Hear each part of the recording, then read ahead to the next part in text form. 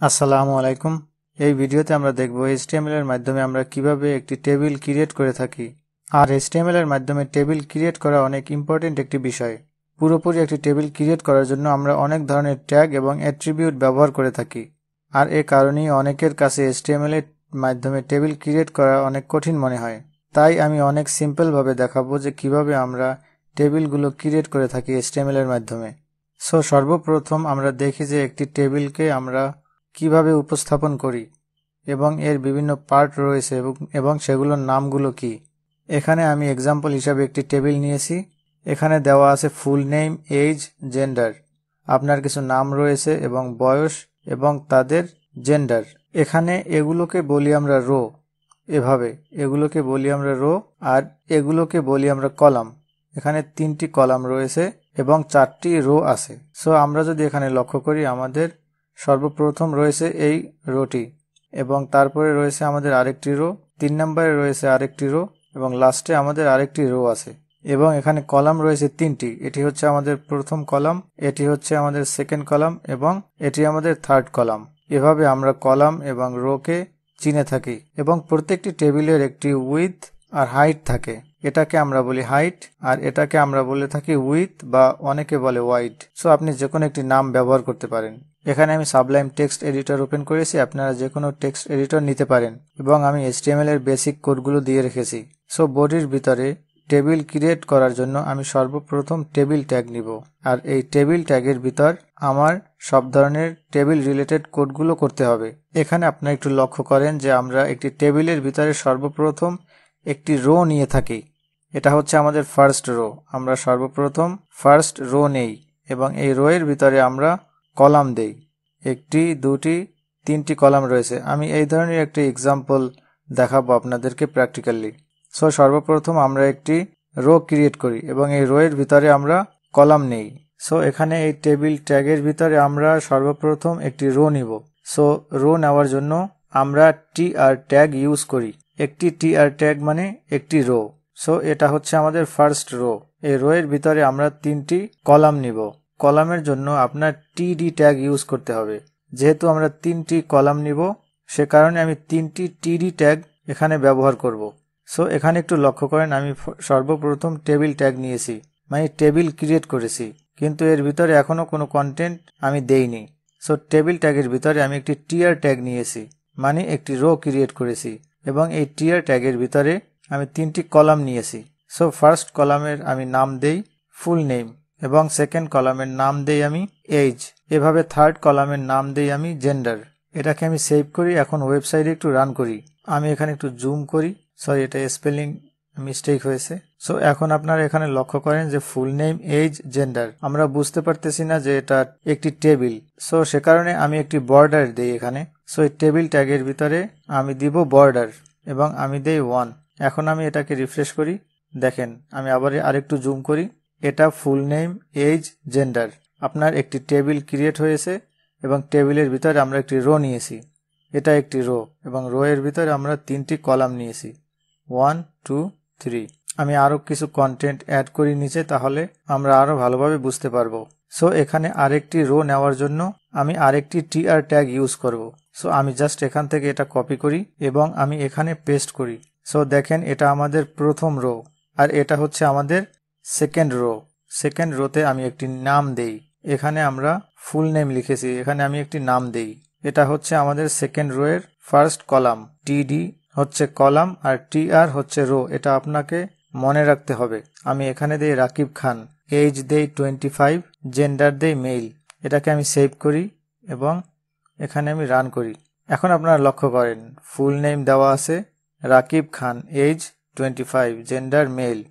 এভাবে আমি আরো রো অ্যাড করতে পারি আমার যতগুলো দরকার। আমি আরেকটি রো অ্যাড করি।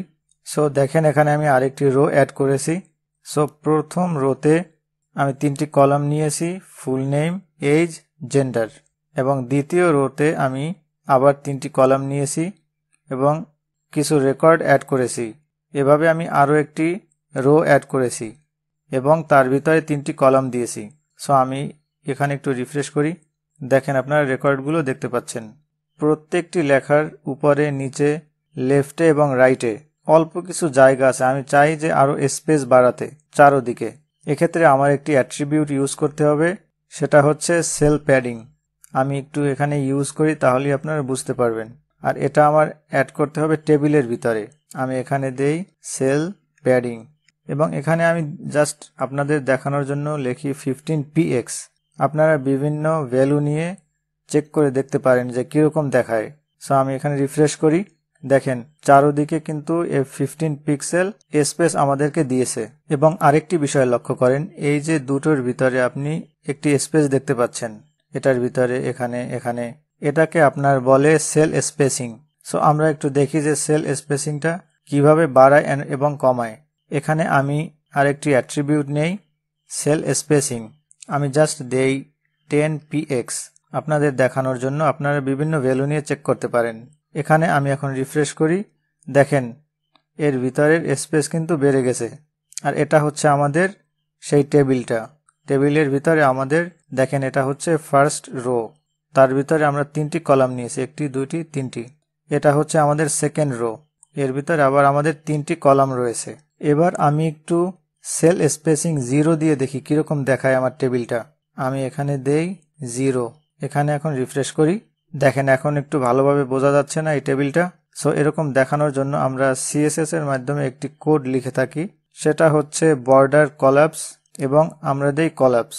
সো সেটা আমি আপনাদেরকে দেখাচ্ছি না, কারণ সেটা সিএসএস এর ভিডিওতে আমি আপনাদেরকে দেখাবো। সো আপাতত আমরা টেবিলটা এরকম রাখি। এখন দেখেন যে আমি আপনাদেরকে বলছিলাম যে টেবিলের আমরা একটি উইথ দিতে পারি। আমি এখান থেকে একটু জুম আউট করে ফেলি। নর্মালি আমাদের টেবিলটা এরকম রয়েছে। সো উইথ মানে আমি এই দিকে টেবিলটা বড়ও করতে পারি আবার ছোটও করতে পারি। এজন্য আমরা দুই ধরনের ভ্যালু ব্যবহার করতে পারি, একটা হচ্ছে পার্সেন্টেজ দিয়ে আর একটা হচ্ছে পিক্সেল দিয়ে। সো নর্মালি আপনারা পার্সেন্টেজটা ইউজ করবেন। এর কারণ হচ্ছে আমি যদি দেই 25%, তাহলে এই স্ক্রিন সাইজ অনুযায়ী এর 25% হয়ে যাবে।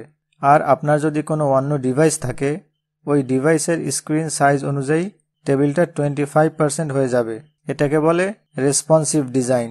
সো আমি এখন এই টেবিলটা একটি উইথ দেই এবং সেটা দেব 50%। এজন্য আমি জাস্ট এখানে যাই, দেই উইথ 50%, সেভ করি এবং এখানে আমি রিফ্রেশ করি। দেখেন টেবিলটি বড় হয়ে গেছে। আর টেবিলের হাইট নিয়ে আপনার বেশি একটা টেনশন করার দরকার নাই, কারণ টেবিলের ভিতরের কন্টেন্ট অনুযায়ী হাইটটা দিবে। যেমন আমি এখানে একটি প্যারাগ্রাফ ইউজ করি। সো আমি জাস্ট দেই লোরেম 400, আমি একটি প্যারাগ্রাফ দিয়েছি, এটা সেভ করি এবং এখানে রিফ্রেশ করি। দেখেন এই কন্টেন্ট অনুযায়ী কিন্তু আমার হাইটটা বেড়ে গেছে। ওকে, আমি এখন এগুলো আবার রিমুভ করে দেই। ওকে, এখন আপনি টেবিলটা এখানে দেখতে পাচ্ছেন। আমি চাচ্ছি যে টেবিলটা মিডলে আনবো বা রাইটে আনবো। সো এক্ষেত্রে আমার অ্যালাইন অ্যাট্রিবিউট ইউজ করতে হবে। টেবিল ট্যাগের ভিতরে আমি লিখি অ্যালাইন সেন্টার। আপনি সেন্টারেও রাখতে পারেন, রাইটেও রাখতে পারেন। আমি জাস্ট একটি এক্সাম্পল দেখাই। এখানে আমি রিফ্রেশ করি, দেখেন এটি সেন্টারে চলে এসেছে। এখন আপনারা এখানে আবার একটু লক্ষ্য করেন, এই যে উপরের যে রোটা দেখতে পাচ্ছেন, এটাকে আমরা নর্মালি বলি টেবিল হেডিং। দেখেন এখানে কিন্তু একটু বোল্ড রয়েছে ওয়ার্ডগুলা, এখানে কিন্তু নর্মাল আছে। এটাকে আমরা ইউজুয়ালি বলি টেবিল হেডিং। সো এরকম আমরা কিভাবে করতে পারি, এজন্য আমাদের একটি ট্যাগ রয়েছে টিএইচ। সো আপনারা দেখতে পাচ্ছেন এটা হচ্ছে আমাদের ফার্স্ট রো, প্রথম রো, এবং তার ভিতরে আমরা 3টি কলাম নিয়েছি। এই যে টিডি আমরা লিখেছি, এই টিডি এর পরিবর্তে আমরা লিখব টিএইচ এবং এটাকে আমি সেভ করি। আর এই টিএইচ আমি শুধু প্রথম রোতে ইউজ করব, কারণ প্রথমেরটাই আমার হচ্ছে টেবিল হেডিং। এবং এখানে আমি রিফ্রেশ করি, দেখেন এটা কিন্তু বোল্ড হয়ে গেছে এবং সেন্টারে চলে এসেছে। সো আপনারা এভাবে টেবিল হেডিং এর ট্যাগটি ব্যবহার করতে পারেন টিএইচ দিয়ে। এখন আপনারা এখানে আরেকটি বিষয় লক্ষ্য করেন, আমরা এই সব কন্টেন্টগুলো দেখতে চাচ্ছি সেন্টারে বা রাইটে। আর এটা আমরা অ্যালাইন অ্যাট্রিবিউট দিয়ে করতে পারি, কিন্তু এই অ্যালাইন অ্যাট্রিবিউটটি আমরা কোন ট্যাগের ভিতরে ব্যবহার করব? দেখেন এগুলো হচ্ছে আপনার রো, আর রো ট্যাগ আমরা টিআর এর মাধ্যমে দিয়ে থাকি। সো টিআর এর ভিতরে আপনার ব্যবহার করতে হবে। সো আমি জাস্ট আবার কোডে যাই, এখানে দেখেন আমার রয়েছে টিআর, আমি দেই অ্যালাইন সেন্টার এবং এখানে আমি রিফ্রেশ করি, দেখেন এটা সেন্টারে চলে এসেছে। একইভাবে আমরা এটাও সেন্টারে আনতে পারি। আমি আবার এখানে দেই অ্যালাইন সেন্টার, সেভ করি, এখানে রিফ্রেশ করি, দেখেন সবগুলো এখন আমার সেন্টারে আছে। দেখেন আমরা সেন্টারে তো নিলাম, কিন্তু ধরেন আমি চাচ্ছি এগুলোর কোনো একটি উপরে বা নিচে নিতে। এটা উপরে থাকবে বা নিচে থাকবে, সেটা আমরা কিভাবে করতে পারি? সো তার আগে আমি এখানে কিছু কন্টেন্ট অ্যাড করি। সো আমি জাস্ট এখানে একটি প্যারাগ্রাফ দিয়েছি, এটাকে সেভ করি এবং রিফ্রেশ করি। দেখেন এটা এরকম দেখাচ্ছে। এখন এই যে 25 আমি চাচ্ছি এটা উপরে নিতে, বা এই 23 বা মেল ফিমেল যে কোনো কিছু। এই এক একটি কিন্তু আপনার কলাম, এটা একটি কলাম, এটা একটি কলাম, এটা একটি কলাম। আর এ কারণে আমার এই কলামটিকে টার্গেট করতে হবে। সো এখানে 25 রয়েছে। সো এই কলামটি হচ্ছে আপনার এখানে টিডি। সো আমাদের আরেকটি অ্যাট্রিবিউট রয়েছে, সেটা হচ্ছে ভি অ্যালাইন। এখানে আমরা লিখতে পারি টপ বা middle or bottom. By default middle আছে। আমি একটু টপ লিখে দেখি, এটাকে রিফ্রেশ করি। দেখেন 25 আপনার উপরে চলে এসেছে। এভাবে আপনি বটম লিখলে নিচে চলে আসবে। সো আমি এগুলো আবার রিমুভ করে দেই। এখন ধরেন আমি এই টেবিল হেডিং এর একটি কালার দিতে চাচ্ছি, সেটা আমি কিভাবে করতে পারি? এটা তো আমার হচ্ছে রো, একটা রো। এই পুরো রোটিকে আমি কালার করব। সো আমার টি আর কে টার্গেট করতে হবে।